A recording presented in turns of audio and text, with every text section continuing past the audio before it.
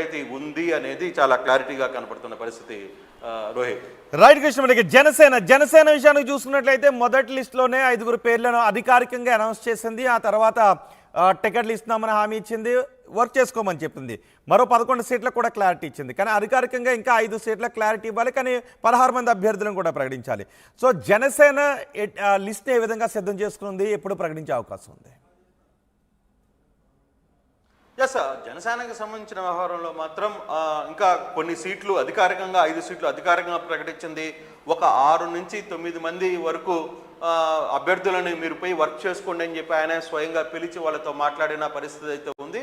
ఇప్పుడు పెండింగ్లో ఉన్న స్థానాలు కనుక మనం చూసుకుంటే ఇక్కడ పాలకొండ అభ్యర్థి కోసం పాలకొండ సీటు ఒకటి జనసేనకు వెళ్ళే పరిస్థితి ఉంది. పోలవరం సీటు అంటే పశ్చిమ గోదావరి జిల్లాలో పోలవరం సీటులో చెర్రి బాలరాజు తను సీటు కోరుతున్నారు. ప్రకాశం జిల్లాలో దర్శి గరికపాటి వెంకట. కానీ ఇక్కడ కూడా దర్శి విషయంలో కూడా టీడీపీ వర్సెస్ జనసేన మధ్య కొంత పోటీ ఉంది, పోరు నడుస్తుంది. దర్శి సీటు తమకు కావాలని కూడా టీడీపీ నేతలు గట్టిగా అడుగుతున్నారు. కానీ అది వర్కౌట్ అవుతా లేదా అనేది చూడాలి. బహుశా మరోసారి జనసేనతో కూడా చంద్రబాబు కూర్చునే ప్రయత్నాలు అయితే జరుపుతున్నారు సమాచారం. అలాగే అమలాపురం సంబంధించి కూడా ఇక్కడ శెట్టిబత్తుల రాజబాబు ఉన్నారు, ఆయనకి కూడా సీటు అఫీషియల్గా కన్ఫర్మ్ కాలేదు. కొంత వర్కౌట్ చేసే పరిస్థితి అయితే ఉంది. కానీ అక్కడ కూడా సీటు వ్యవహారంలో కొంత పంచాయతీ కనపడుతుంది.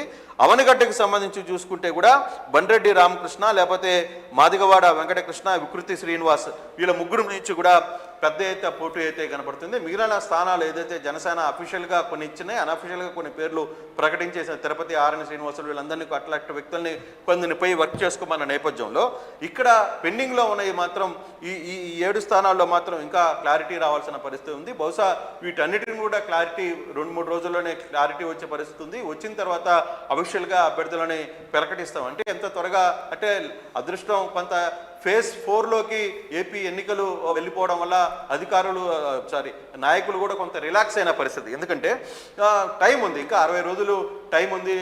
తర్వాత నామినేషన్స్ కూడా చాలా సమయం ఉంది కాబట్టి కొంత స్లోగా వర్కౌట్ చేసుకుంటున్నారు. హడావిడి పడాల్సిన పని లేదు అనే ఉద్దేశంతో ఇక్కడ నాయకులు అయితే కనపడుతుంది రోహిత్.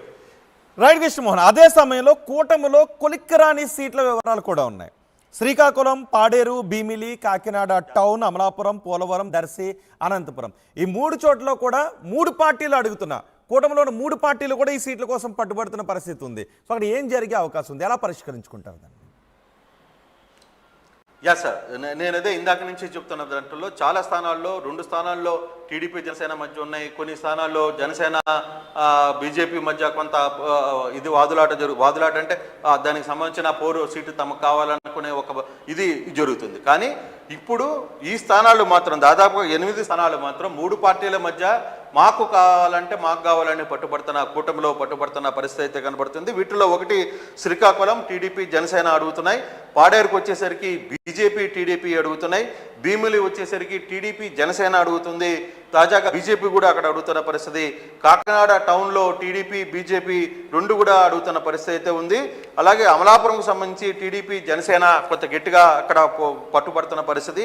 పోలవరం సంబంధించి టీడీపీ జనసేన అడుగుతుంది, దర్శిలో టీడీపీ జనసేన అడుగుతుంది, అనంతపురం కూడా టీడీపీ జనసేన అడుగుతుంది. దాదాపుగా 8 స్థానాలు శ్రీకాకుళం, పాడేరు, భీమిలి, కాకినాడ టౌన్, అమలాపురం, పోలవరం, దర్శి, అనంతపురం ఈ 8 స్థానాల్లో కూడా దాదాపుగా ఈ 2 పార్టీలకు సంబంధించిన వ్యవహారంలో కొంత గట్టిగా కూటమిలో 3 పార్టీలు కూడా ఒకరికి సీటు వదిలినా ఇంకో సీటు మేము కైవసం చేసుకునే పరిస్థితి ఉంటుంది.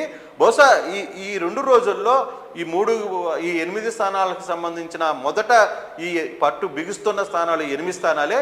ఈ 8 స్థానాలని కానీ ముందుగా ఏ పార్టీలకు అనే అనౌన్స్మెంట్ జరిగితే అక్కడ ఒక క్లారిటీ వచ్చే పరిస్థితి ఉంది. లేనప్పుడు ఇక్కడ 3 పట్టుబడుతున్నాయి కాబట్టి వీటిల్లో ముందు క్లారిటీ తెచ్చుకోవాలనేది చంద్రబాబు ఆశిస్తున్నారు. ఆ దిశగానే బహుశా రేపు ఇంటర్నల్గా కూడా ఒక టీం దీని మీద పనిచేసే పరిస్థితి ఉంది. ఆ దిశగా కూడా చంద్రబాబు ఈరోజు కొంతమందికి ఆదేశాలు ఇచ్చిన నేపథ్యంలో ఇతర పార్టీ నేతలతో కూర్చొని కొత్త రహస్య ప్రాంతంలో కూర్చొని వ్యవహారాన్ని కొలిక్కి తీసుకురావాలనే ఒక ప్రయత్నంలో నిమగ్నమైన పరిస్థితి అయితే ఉంది. బహుశా రేపు ఎల్లుండి లోపల కొంత క్లారిటీ వచ్చే పరిస్థితి అయితే కనబడుతుంది రోహిత్. రైట్ కృష్ణమోహన్, ఆంధ్రప్రదేశ్లో 3 పార్టీలు కూటమిలో ఉన్న బీజేపీ, జనసేన, టీడీపీ మిగిలిన అభ్యర్థులను ప్రకటించడానికి లిస్టును సిద్ధం చేసుకున్నాయి. కొన్ని చోట్ల 3 పార్టీల మధ్య సీట్ల పంచాయతీ కూడా నడుస్తోంది. అందుకే అన్ని స్థానాలకు లిస్టును ప్రకటించలేకపోయాయి. అయితే ఇప్పుడు ఏ పార్టీలు ఏ లిస్టుతో సిద్ధంగా ఉన్నాయనేది మరొకసారి నేను మీకు వివరించబోతున్నాను.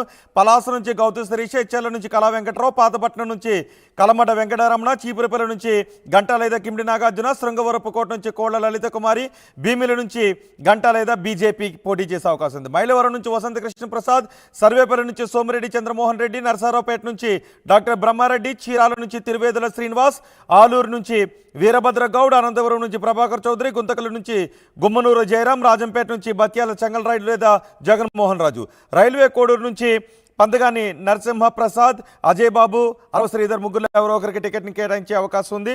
అలాగే పెరంలూరు కూడా దేవినేని ఉమామహేశ్వరరావుకి టికెట్ కేటాయించే అవకాశం ఉందనే చర్చ జరుగుతుంది. ఇక జనసేన కూడా రెండో లిస్టుతో సిద్ధంగా ఉంది. పోలవరం నుంచి చెర్రి బాలరాజు, దర్శ నుంచి గరికపాటి వెంకట్, అమలాపురం నుంచి శెట్టిబత్తుల రాజబాబు, అవనిగడ్డ నుంచి బన్రెడ్డి రామకృష్ణ లేదా మాదివాడ వెంకటకృష్ణ లేదా వికృతి శ్రీనివాస్, వీళ్ళు ఎవరో ఒకరి పేరును కేటాయించే అవకాశం ఉంది. ఇక బీజేపీ లిస్టును చూసినట్లయితే శ్రీకాకుళం నుంచి పైడి వేణుగోపాలరావు, విశాఖ నార్త్ నుంచి విష్ణుకుమార్ రాజు, పాడేరు నుంచి ఉమామహేశ్వరరావు, కాకినాడ టౌన్ నుంచి పోతుల విశ్వం, విజయవాడ వెస్ట్ నుంచి గోలగాని రవికృష్ణ లేదా అడ్డూరి శ్రీరామ్, వీళ్ళిద్దరు ఎవరో ఒకరికి టికెట్ కేటాయించే అవకాశం ఉంది. ధర్మవరం నుంచి వరదాపురం సూరి, జమ్మలమడుగు నుంచి ఆదినారాయణ రెడ్డి, ఆదూరు నుంచి డాక్టర్ పార్థసారథి, ఈ సీట్లతో లిస్టుతో రెడీగా ఉన్నాయి. ఇక కూటమిలో కొలిక్కిరాని సీట్లను మరొకసారి నేను మీకు వివరించబోతున్నాను.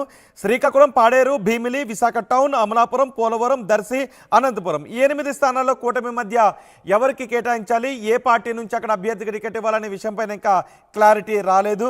వీటిపైన పూర్తి క్లారిటీ వచ్చిన తర్వాత రేపు ఎల్లుండి లిస్టును ప్రకటించే అవకాశం అయితే ఉంది.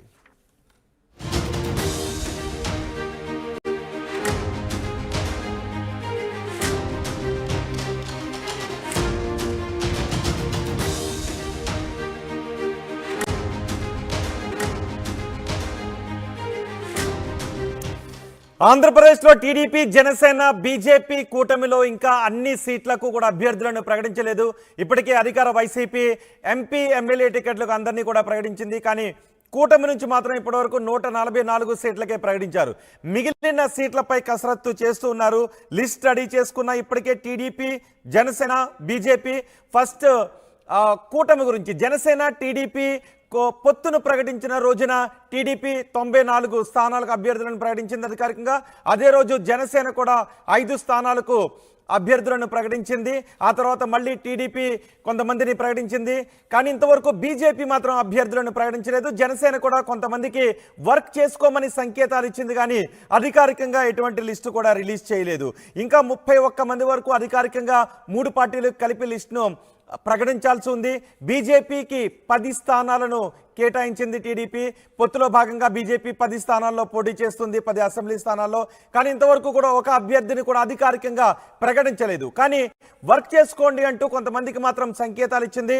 ఆయా సీట్లలో ఎవరు పోటీ చేస్తున్నారు అనేది సూచనప్రాయంగా కొన్ని సంకేతాలు మాత్రమే ఇచ్చింది.